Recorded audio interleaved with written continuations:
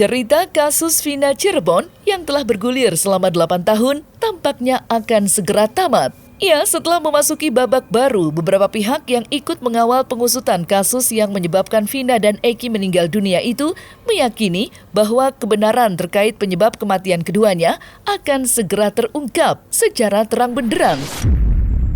Terlebih, terpidana Sudirman saat ini telah balik melawan dengan resmi mengajukan peninjauan kembali atau PK, menyusul 6 terpidana lainnya.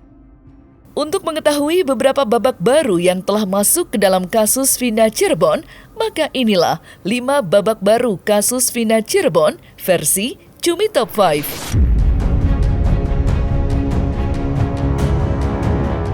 Salah satu terpidana kasus Vina Cirebon, Sudirman, resmi mengajukan peninjauan kembali atau PK ke Pengadilan Negeri Cirebon, Jawa Barat pada Rabu 28 Agustus 2024 lalu. Diketahui hal tersebut dilakukan setelah sebelumnya 6 terpidana kasus Vina Cirebon mengajukan peninjauan kembali atau PK lebih dulu. Terlepas dari hal tersebut, Ketua Indonesia Police Watch atau IPW, Sugeng Teguh Santoso, memberikan sorotan terkait keterbelakangan mental Sudirman yang harus dipulihkan agar kelak sidang PK Sudirman tidak mengubah-ubah kesaksiannya seperti sebelumnya. Sudirman memang harus menyampaikan PK ya, tetapi ketika menyampaikan PK ini, Sudirman harus diberikan pemulihan psikologinya dulu, supaya ia memiliki kepastian bahwa dirinya tidak bersalah, kepastian diri dulu ya, bahwa ia tidak pernah melakukan tindak pidana itu. Kalau Sudirman sendiri tidak yakin dia salah atau tidak bisa PK ini berjalan mulus ya. Kalau 7 terpidana lain kan sudah mengakui bahwa mereka tidak melakukan. Mereka mengaku karena dianiaya. Keterangan yang dihimpun hanya dari Sudirman yang mengaku. Ya, jadi begitu. Menurut saya LPSK harus memberikan perlindungan. Ya, perlindungan, memberikan satu konsultasi psikologis, pendampingan psikologis supaya Sudirman bisa pulih dan dia bisa menjelaskan secara utuh, secara sadar dan runut peristiwa yang terjadi, supaya dia tidak pelin-pelan. Kalau dia didiamkan begini, keterangannya berubah-ubah, tidak konsisten, ini akan merugikan dirinya sendiri, ya. Juga bisa merugikan 7 terdakwa lain.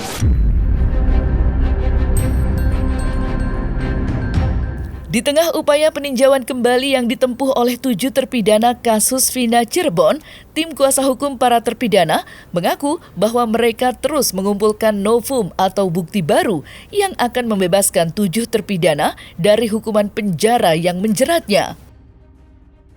Lantas, novum apa saja yang kini telah terkumpul untuk dipertarungkan di sidang PK? Yang kami sampaikan adalah adanya novum atau bukti-bukti baru yang kami sampaikan di dalam memori PK. Bukti-bukti itu menyangkut 3 hal, yaitu keadaan baru yang disebut novum, kemudian kekeliruan hakim, dan yang ketiga adalah adanya pertentangan antara putusan satu dengan yang lainnya. Itu 3-tiganya kami masukkan dalam PK kami. Ya, kita sudah adanya misalnya mulai dari adanya pencabutan kesaksian Dede, kemudian juga ada juga pencabutan si Liga Akbar, kemudian ada saksi fakta yang melihat bahwa itu bukan pembunuhan, itu kecelakaan. Itu namanya Pak Adi, kemudian Pak Ismail, kemudian Pak Purnomo. Ada 3 yang kita juga tidak harapkan, dia tiba-tiba datang aja muncul gitu.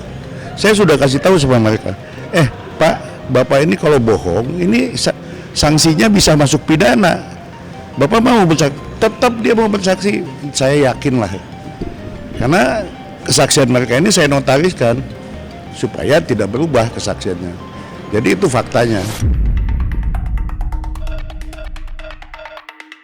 Sidang gugatan praktisi hukum Herwanto Nurmansyah terhadap Kapolri disebutkan akan kembali digelar pada 4 September 2024 mendatang. Seperti diketahui, gugatan tersebut diajukan Herwanto Nurmansyah dengan tujuan untuk mengungkap fakta di balik kasus Vina Cirebon melalui rekaman CCTV dan 6 ponsel para terpidana. Namun, sidang yang kembali ditunda karena Kapolri tidak hadir tampaknya membuat Herwanto Nurmansyah merasa kecewa. Ya, yang pertama begini, agenda hari ini itu sebenarnya selain daripada melihat legal standing dari Pak Kapolri, ya, juga seharusnya mediasi. Nah, tadi makanya ketika majelis tadi mengatakan bahwa dia mau menunjukkan mediator dulu, nah kami tadi sedikit agak mendesak. Langsung aja kami minta hari ini mediasi aja. Kenapa? Karena ini semakin lama mengulur waktu, semakin merugikan kita sebagai penggugat. Kenapa? Ini kan terkait dengan 7 terpidana ya yang sedang mengajukan PK. Nah, kalau seandainya ini segera cepat bisa dibuka, maka ini menguntungkan ya, bisa bahkan kami meyakini bisa memastikan membebaskan 7 terpidana. Tadi juga pihak dari Kapolri juga tadi sebenarnya mereka setuju juga. Nah, tadi begitu mereka sudah keluar, kemudian tadi sudah ditunjuk oleh majelis hakim mediatornya. Nah, cuma tadi ada panitera yang datang, tiba-tiba dia memberikan keterangan bahwa mediasi akan dilaksanakan tanggal 4 September. Ya, mau gimana lagi kan? Jadi kita tunggu aja. Memang tadi cuma seminggu aja sih, jadi nggak masalah lah. Jadi kita tunggu nanti mediasi minggu depan kita mediasi.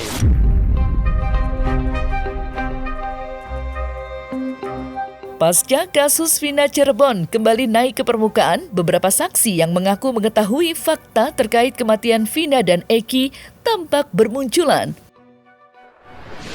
Ya, Widi dan Mega, sahabat Vina, secara kompak muncul dan memberikan kesaksiannya terkait yang mereka ketahui sebelum Vina meninggal dunia.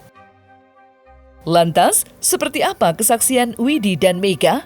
Dan seperti apa respon dari pihak Ibtu Rudiana yang meyakini bahwa anaknya dibunuh?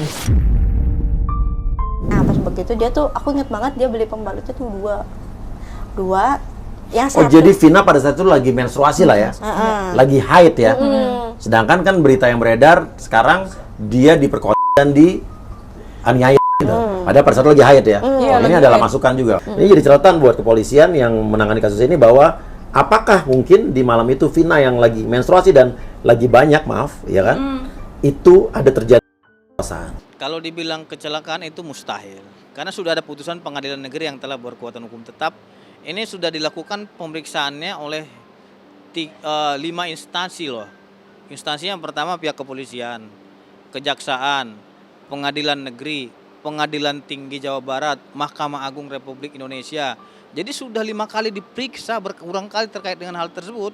Hakim memutuskan itu pembunuhan berencana.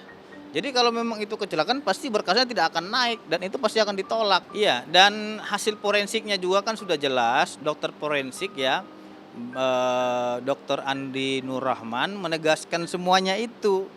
Dokter forensik ini kan tidak menentukan seseorang kecelakaan atau pembunuhan, tidak. Dia menerangkan terkait dengan tanda-tanda trauma yang dialami oleh korban. Apakah ada sperma di dalam, apakah ada pendarahan di dalam, bagaimana organ tubuhnya, bagaimana yang luka-luka, itu yang menjelaskan. Jadi hakim melihat itu dan hakim melihat keanehan dan kejanggalan daripada hasil otopsi. Bagaimana mungkin itu kecelakaan sedangkan sperma ada di dalam kemaluannya? Iya. Bagaimana mungkin orang yang kecelakaan punya sperma banyak? Dan itu diperkuat lagi dengan saksi yang ACE gitu loh, yang memandikan jenazah. Jadi saksi ACE ini juga menyatakan pada waktu saya memandikan jenazah itu, saya lihat itu bukan kecelakaan, kata dia gitu. Saya merasakan itu bukan kecelakaan. Dan pada waktu saya memandikan itu lendirnya banyak sekali tuh di kemaluan, mohon maaf, kata dia gitu. Jadi dari mana itu mustahil. Di tengah pengusutan kasus Vina Cirebon, nyatanya semakin banyak pihak yang meyakini bahwa Vina dan Eki bukanlah korban pembunuhan. Ya, ex-Kabareskrim Polri Susno Duaji merupakan salah satu pihak yang meyakini bahwa Vina dan Eki meninggal karena kecelakaan berdasarkan bukti-bukti yang ada. Lantas, seperti apa keyakinan Susno Duaji? Dan seperti apa respon pihak Ibtu Rudiana? Jadi game is over gitu ya. Kenapa SMS ini bukan barang baru? Sudah ada di tangan polisi, tangan penyidik, sudah ada di tangan jaksa, sudah ada di tangan hakim tingkat pertama, tingkat banding, tingkat kasasi. Pak Edwin Partogi menemukan SMS itu setelah dia buka berkas kan. Dari berkas ditemukan daftar barang bukti. Ada sekian HP, ya 4 atau 5 HP, lupa saya ya. Salah satunya HP nomor sekian-sekian. Kemudian dibuka di percakapan atau komunikasi di HP itu dalam bentuk SMS. Ada SMS dalam bahasa Sunda nomor 58. Di situ kan. Bahasa Sundanya kira-kira SMS itu ditujukan kepada siapa? Widi. Nah, Widi, saya sudah di rumah Widi gitu. Jamnya kira-kira jam segitu. Nah, percakapan itu terjadi pada jam, kalau di jam Indonesia Barat itu adalah jam 22.14 menit 10 detik. Kan? Jam itu. Setelah dilacak oleh Pak Edwin Partogi, nomor yang kontak kepada nomornya Wedi itu adalah HP-nya Vina. Berarti Vina pada jam 10 malam lewat 14 menit 10 detik masih hidup. Kan? Masih hidup kan? Berarti menggugurkan keterangan bahwa Vina kejadian pembunuhan pada jam 21 kan. Itu kan gugur itu kan. Nah, kalau gugur setelah itu, setelah jam 21 sekian tidak ada lagi komunikasi. Berarti meninggal dia. Nah, dicocokkan pula dengan keterangan yang mendatangi TKP berkisar antara 22.30 kan. Berarti kan betul TKP-nya itu adalah di atas flyover Cirebon, wilayah Kabupaten Cirebon. Tidak ada TKP di belakang showroom. Tidak ada TKP di SMP 11 karena waktunya sangat mepet. Nah, dengan demikian bukti saintifik itu ada untuk kejadian di atas flyover Cirebon. Ditambah lagi dengan keterangan saksi Vina, saksi Widi dan Mega yang mengatakan bajunya itu baju saya, kemudian sandalnya sandal saya, bahkan termasuk pakaian dalam pun dia pinjam, termasuk pinjam duit juga untuk membeli softtek dan membeli mie ya, super mie atau apa ya. Nah, ditambah lagi dengan saksi yang baru ketemu, siapa namanya, saksi Batak itu ya, Francisco itu mengatakan helm itu dipinjam gitu, helm saya, terus sepatunya sepatu saya, dan helm itu hancur bagian depannya.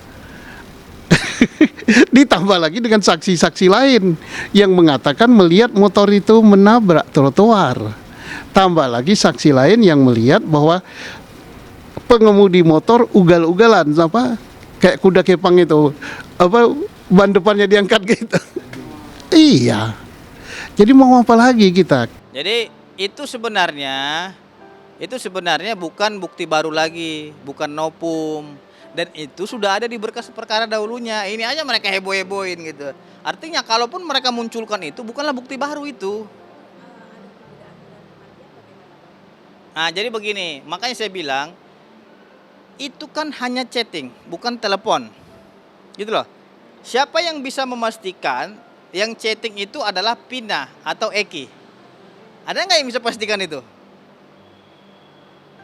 Coba saya tantang, nggak ada yang bisa pastikan. Kalaupun itu ada suara telepon, itu suara Vina berarti benar.